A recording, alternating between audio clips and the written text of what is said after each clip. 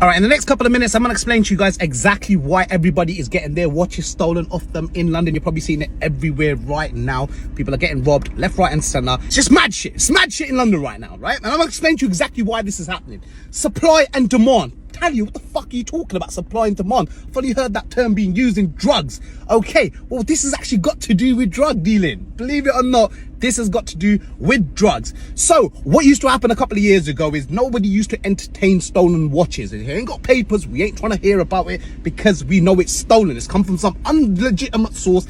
Fast forward 2022 and you can't simply just walk into a Rolex boutique or a AP or whatever it is, right? You can't just go into these fancy watch shops and say, listen, here's some cash, give me that watch. No, know your business, know your customer. KYC, you've probably heard that term being flying around everywhere because now it's so strict to the point where you need to come with your ID. You need to make sure your card has your name on it. You can't have a business name on it. It's just fucked right now, right? To the point where now these drug dealers are thinking, shit, what should we do?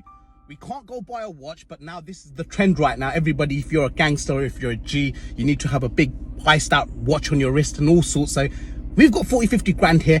We don't know where to buy these watches from. So you know what we're gonna do? Know the local kids that are 17-18 years old that ain't got no money and they'll just do anything for about 5-10 bags. You know what? Go out there, go get me this watch, and they'll just go out and get watches. Simple as that. It's a quick earner for them. So then they'll go out and do that. So now it comes back to that whole supply and demand issue, right? Now we have drug dealers that have a lot of cash, but they've got no way of justifying where that cash is coming from because everything has to now have a digital footprint. So now it's come back down to the whole supply and demand issue. Before there was nobody there to buy these watches because nobody wanted them because they had no paperwork. Now people don't even give a shit about paperwork because they think rather than getting fucked by the HMRC and getting caught by the feds, I'd rather just pay some fucking hood rat nitty, right, to go out there, go rob one of these watches and I'll pay him top dollar. And now these kids are thinking, shit, well, we can just go rob a watch, go sell it to the local drug dealer, we'll get paid, and now we'll just go do it over and over again. And it's just a quick earner. Supply and demand. It's not only in drugs.